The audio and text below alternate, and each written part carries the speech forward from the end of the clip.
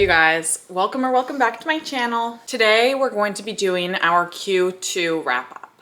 I've been doing wrap ups for each of the quarters of the year, so every 3 months. We did January, February, March, and now we're going to be doing April, May, and June. Before we jump into all the books that I've read, I want to go over the list I made of 10 books that I want to get to in 2026 for sure. At the beginning of the year, I made a list of 10 books. It was a mix of older books and then new releases from this year that I definitely wanted to get to. They're like the top of my TBR. I'll put a screenshot on the screen. So out of the 10 books, I have read 4, which honestly, not that bad.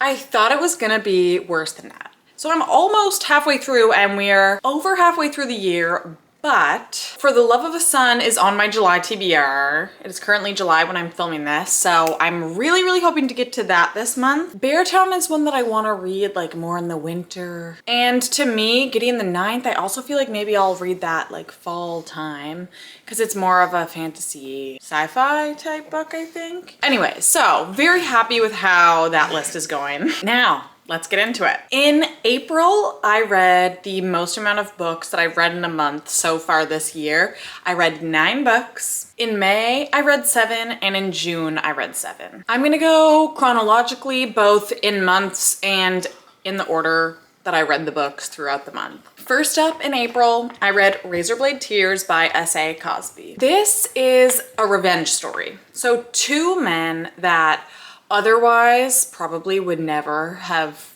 crossed paths or interacted with each other on like any deeper level than saying hey. They team up to seek justice for their murdered sons. The 2 men that we're following are Ike and Buddy Lee. These 2 men, their sons were married. And although they didn't like disown their sons over this, they weren't really thrilled about the fact that they were gay. They, you know, attended the wedding, but weren't the most welcoming of this relationship. After their sons are murdered in what seems like a hate crime, the 2 men are dealing with grief, regret, and just a whole lot of anger towards themselves and towards what happened to their sons. We follow these 2 men as they kind of start their own investigation into what happened, this crime, because the police are not really coming up with any answers. I thought that this had a very similar atmosphere and tone to some Stephen King books that I've read. The first one that comes to mind probably is Billy Summers, and I really enjoyed it.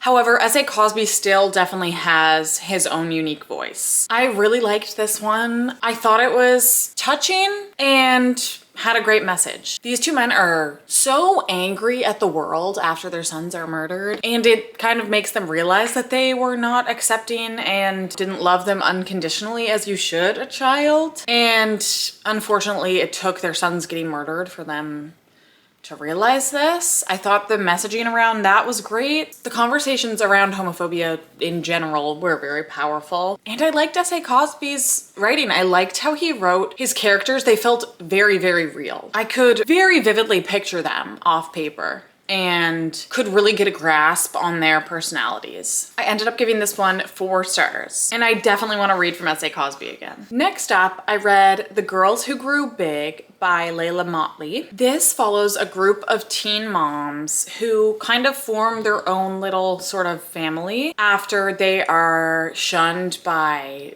the community and or their own families. It's a relatively large group of girls. It's about 8 or 10 of them, I think, in the beginning of the book. But we are switching between the perspectives of 3 of the girls: Adela, Simone, and Emery. So I listened to this one, and I think that made things much more difficult at the beginning than they would have been if I had read this physically. We are introduced to so many characters right at the beginning that I was like, I don't know who's who. I have no clue who we're talking about right now. That lasted a little bit. It took me a second to really get a grasp on the main girls that we were following. So I would recommend maybe at least following along in the book when you're starting it, because I just found the audiobook a little bit difficult in that regard.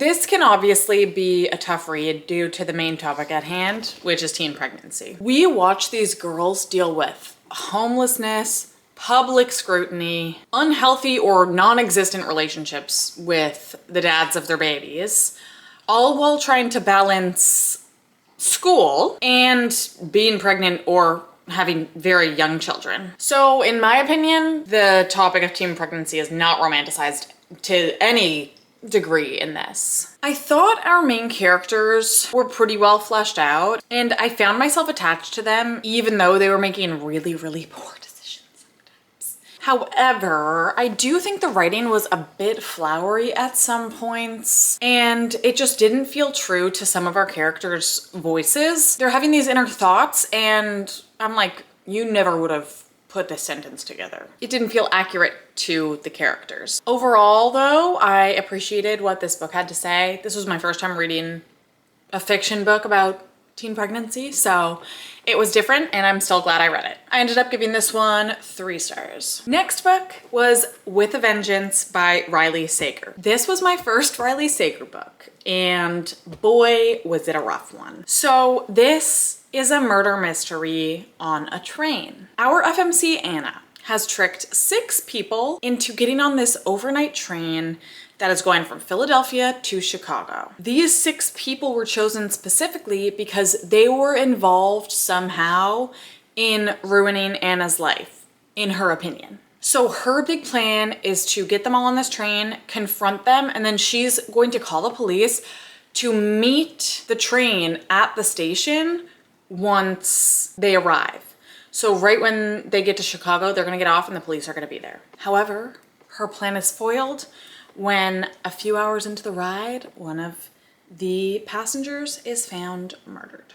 This was not Anna's doing, so it seems like someone else is enacting their own revenge. This felt boring and predictable. I maybe should have DNF'd it, but I did finish it. I was like, maybe there will be a big twist at the end. I mean, there's twists, obviously it's a thriller, but I found it predictable. I ended up giving this one 2 stars. The next book that I read was Julie Chan is Dead by Lian Zhang. So Julie and Chloe are twins who were separated at birth. Their birth parents did not want them, so they were separated and adopted into separate families. Julie grew up in, a middle-class family, and then Chloe was adopted by a rich couple. Now in their adulthood, Julie is a supermarket cashier, and Chloe is a super popular influencer with like millions of followers. They're not really in each other's lives anymore. Julie kind of just obsesses over Chloe, like creeps her on the internet every now and then, and kind of feels sorry for herself. One day, the cards align so that Julie ends up going over to Chloe's apartment. Julie arrives, goes inside, finds Chloe dead. Julie's like, oh my God, what happened? What should I do? It takes her a few seconds. Then she's like, we are identical twins. I could have this lavish life. Julie pretends to be Chloe and pretends that her twin, Julie, is dead. Initially, Julie is like, okay, I definitely made the right decision. I can have anything that I want. I don't need to be a supermarket cashier. Life's good. But she soon realizes that Chloe's career as an influencer is not all rainbows and butterflies. I think it's best to know just that going in. That's essentially all I knew. And boy, was I surprised. Boy, did this book take me on a ride. I loved this so much. I ended up giving this one 4.5 stars. The next book that I read was It's Not Her by Mary Kubica. I was randomly on Hoopla one day in the mood for a thriller, saw that this was there, picked it up. Didn't realize it's a new release. It is a 2026 new release. And this was my first Mary Kubica. Courtney Gray and her family are vacationing at a lakeside resort along with her brother, sister-in-law, and their kids. While making breakfast one morning, Courtney hears a scream from the cabin next door, which is the cabin that her brother and sister-in-law are staying in. She rushes over and finds her brother and his wife dead, their son soundly sleeping upstairs, and their teenage daughter missing. The story continues with a dual timeline. So we're getting Courtney's perspective in the present, and then we're getting Reese, the teenage daughter's perspective, in the past, with the two timelines eventually converging. I thought this was so gripping and fast-paced. By the end, there were a few things that were a bit too far-fetched for me. I was like, that doesn't seem right. Not very realistic, guys. And the very ending of the book was tied up a little bit too perfectly. Like everything was explained out, you know? So that wasn't my favorite, but I still really liked this book. I ended up giving this one 4.5 stars as well. The next book that I read was Hunchback by Sao Ichikawa, translated by Polly Barton. So this was originally written in Japanese and then translated to English. I've been wanting to read this one for a bit. It was longlisted for the Booker Prize in 2025, I think. It's a short book, only 112 pages. The audiobook was like just over an hour, I think. Shaka has a congenital muscle disorder that has led to her having to live in a care home using an electric wheelchair to get around and a ventilator to breathe. She has a burner Twitter account that she will just like tweet random things throughout the day, whatever comes into her mind. It's not attached to her name, so she just says whatever. One day, she tweets that she wants to become pregnant. She wants a sperm donor because she doesn't think that people that have a disability like her are looked at as sexy in any way. So she's like, I'm gonna get a sperm donor and be pregnant. One of the nurses in her care home somehow links the Twitter account to her, sees that tweet, and then the story from there is just insane. I liked reading from the perspective of a disabled person, and hearing what she had to say on the topic of ableism was very interesting. So the author of this actually has the congenital muscle disorder that the main character in this has. So you also know when you're reading about Shaka explaining her life experience, like, you know that it's coming from a very true place. The author is pulling from her lived experience. Besides the discussion around disability, I just found this pretty boring, honestly, and the ending confused me so much. I don't know if it just went right over my head or what, but I was like, what? Again, this was longlisted for the Booker Prize, so clearly people like it. Just not me. I ended up giving this one 2.5 stars. The next book I read in April was Local Woman Missing by Mary Kubica. I had to come back and try another Mary Kubica after I read It's Not Her. This book opens up with a woman named Shelby who is going out for an evening run alone in her neighborhood. She says goodbye to her husband and her baby, and then she never returns home. A few weeks later, another woman goes missing, along with her 6-year-old daughter, Delilah. The story then jumps 11 years into the future, where we see Delilah escaping from her captors and promptly being reunited with her father and brother. As Delilah tries to integrate herself back into her family, her younger brother, Leo, notices that something feels off. We spend the rest of the book jumping around to various points of time and hearing from different perspectives, different characters. So there's a lot of questions. We have a lot to unpack in this book.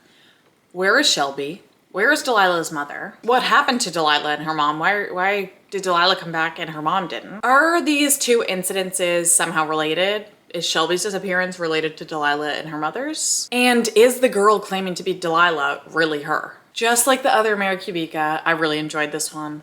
Again, I thought there were some far-fetched aspects to the plot, but I just loved, I loved the twists in this. And I love how Mary Kubica tells a story. I love the jumping back and forth in the timeline, like past and present. I love it. I find it super engaging, so I ended up giving this one 4 stars. Next book was Giovanni's Room by James Baldwin. In this story, we're following David. He is an American man who is in Paris trying to figure out what he wants out of his life and what he wants for himself. One night, he meets Giovanni, and a love affair ensues. We're following the repercussions of that, and we're following how this makes David feel, and in turn, how this makes Giovanni feel. David's internalized homophobia in this results in a solemn tone and a really claustrophobic atmosphere throughout the entire book. This is a rough one, but it's relatively short and James Baldwin just writes so beautifully. I ended up giving this one 4 stars. The last book that I read in April was They Never Learn by Lane Fargo. If you've never read the synopsis on the back of this book or in Goodreads or whatever, I think that this is what you should know going into this book. This is dual POV. In one perspective, we are following Scarlett. She is an English professor at a university and also a serial killer. She targets men that she deems are bad enough based on their actions. In our other perspective, we are following Carly, who has just started at the university that Scarlett teaches at. She is assigned a roommate named Allison, and they form a very close friendship. This book is filled with terrible people, so prepare yourself to hate a lot of characters in this. This book isn't the most believable in the stuff that happens in it and the stuff that people are getting away with, but I don't think every book has to be believable. This is fun. This is feminine rage, it's vigilantism, and awesome women. What more could you want? I ended up giving this one 4 stars. April really was the month for 4 stars. Besides, it was like all 4s besides those 2 stars. Next up is May. So the first book that I read in May was Her Last Breath by Taylor Adams. Tess is a homebody and she has just agreed to go caving with her longtime best friend, Allie. They set out, and as they get further into the cave, they realize that they're not alone and that the stranger that they've run into may have sinister motives. This one is dual timeline. We follow Tess and Allie being in the cave and trying to figure out how to escape. Alternately, we follow Tess, who is recounting the events that happened while she is in the hospital afterwards. Caving makes my skin crawl. So I thought that this would be like very hard to get through. I actually didn't end up finding this one too bad claustrophobia wise. I did listen to it, so maybe I would have felt differently if I was reading it physically. I thought this was fun and twisty. There were a few things I found predictable, and I didn't find it the most thrilling because I knew that at least Tess got out safe based on the hospital perspective, but it was still a quick and engaging read. I ended up giving this one 3.5 stars. Next, I read We Could Be Rats by Emily Austen. In this, we follow Sigrid, who feels very alone, misunderstood, and unfulfilled. I don't want to say too much about this, but in the beginning, we are in Sigrid's perspective and we're hearing about how different relationships in her life affect her. In the latter part of this book, we get her sister Margaret's perspective. I think overall, this is a story about how strong a bond between sisters can be, even once you're into adulthood and you're no longer sheltered by the innocence of childhood. I love Sigrid and Margaret so much. No one writes characters like Emily Austen. I will stand on that. They feel so real in the sense that they are flawed and they don't have everything figured out, but they're trying to be the best versions of themselves. This one is either 4.5 or a 5. Well, I think it's 5. God, I don't know. 4.5 or 5. Loved it. Love you, Emily Austen. Next book I read was The Raven Scholar by Antonia Hodgson. We are in the Empire of Orin, and the Emperor's reign is coming to an end. This means a new emperor must be crowned. So 7 contenders are chosen to participate in a set of trials in order to determine who will be the next emperor. However, before the first trial can even begin, one of the contenders is found dead. Our FMC, Nima, is tasked with finding out who committed this crime and why before the end of the trials. I love the house aspect of this. Like, I love that. Like, it's like the Hogwarts house vibes, the districts and the Hunger Games. I love that. I love the, like, being grouped. I don't know. I love it. And although this was over 600 pages, it honestly didn't feel like it to me. So I feel like that says a lot. I found the ending a little bit confusing plot-wise, and when it came to character motivation. Like, I was wondering, like, wait, why did this person do that? I'm confused. But I'll definitely still pick up the next book when it comes out. This is going to be a trilogy. The next book doesn't come out until October 2027 now. So I'll probably have to watch a YouTube recap or something. I ended up giving this one 4 stars. Next book I read was You'll Never Know by Caleb Stevens. I did not like this and I barely remember the plot. This guy Grant is out on a drive with his wife who is pregnant, and then she gets abducted somehow. Then the people that abducted her are texting him and telling him that he has to do these things or else they're gonna kill his wife. There was a plot twist around 60% of the way through this book, and up to that point, I was actually really enjoying the story. But after the plot twist, it went so downhill, completely slowed down, and just ended up boring me. I ended up giving this one 2 stars. Next book I read was Molka by Monica Kim. In this, we are following Daye, who is with the best man ever. Her boyfriend Hyukjun genuinely seems to like her. He takes her out to supper, he spoils her. So she is shocked when the pair find themselves in a Molka scandal, a hidden camera scandal, and Hyukjun flees the country and essentially ghosts her. This takes a huge toll on Daye, so much so that she stops going to work. One of her co-workers, Junyoung, is very worried about her, especially because now he is unable to watch her through the spy cameras that he set up in the women's bathroom at their workplace.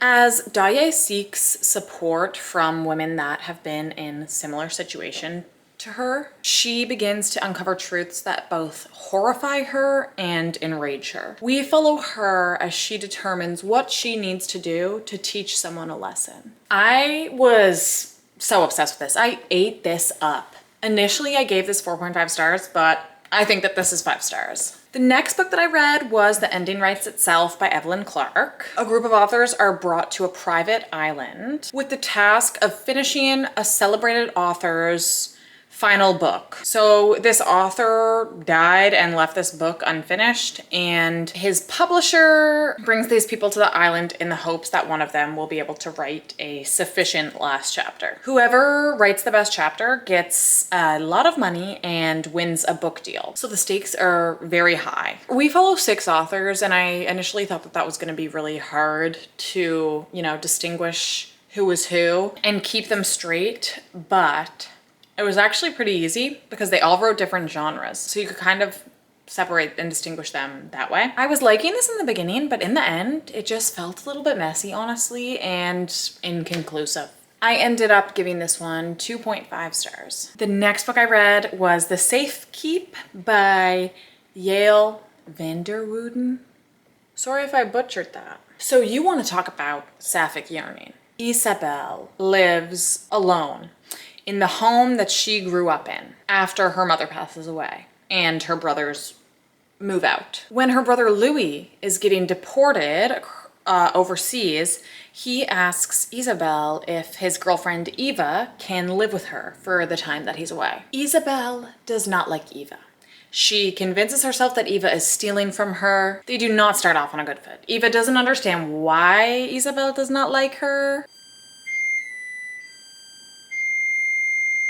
So it's weird vibes in the beginning between the two of them. This takes place over the summer in the Dutch countryside. What starts off as weird and awkward turns into tense, hot, and passionate. I feel like I have been known to love a historical fiction lesbian romance, and this was no different. I gave this one 4 stars. Now into the 7 books that I read in June. I started off with Yesteryear by Caro Claire Burke. This is about tradwife influencer Claire who wakes up one day and it's 1855. She is confused, disoriented, and has to figure out how to live in a time that does not have modern day conveniences. We end up getting a dual timeline aspect to this story, which I really liked. We're seeing Natalie as she's in 1855, just really confused and high-strung. In the other perspective, we are following her before she met her husband.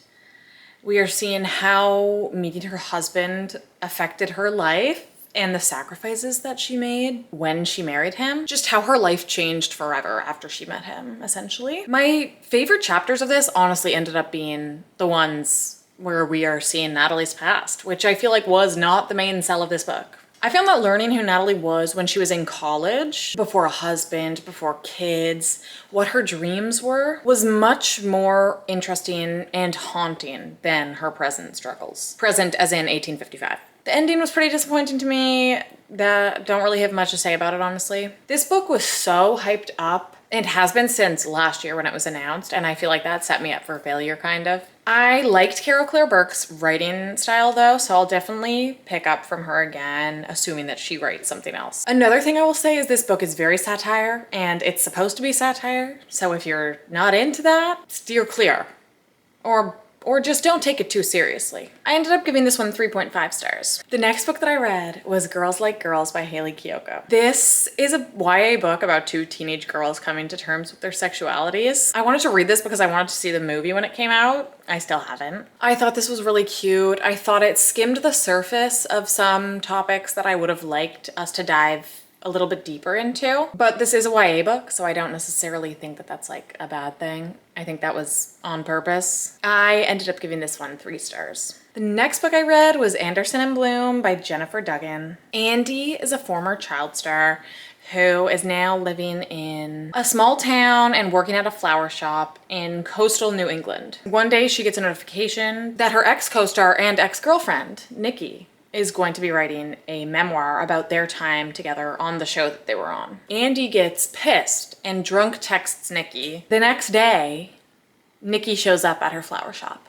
Andy's ready to send her on her way, but instead she finds herself helping Nikki with her memoir, all while the attraction is building between them. This is obviously a second chance romance. I feel like second chance romance could be hard to do in a way that makes it feel like healthy and realistic. I thought there were aspects of their past that were kind of brushed over, and I just think that if I was in a situation like that, I wouldn't be able to just move on from those things as easily as it seemed that they did.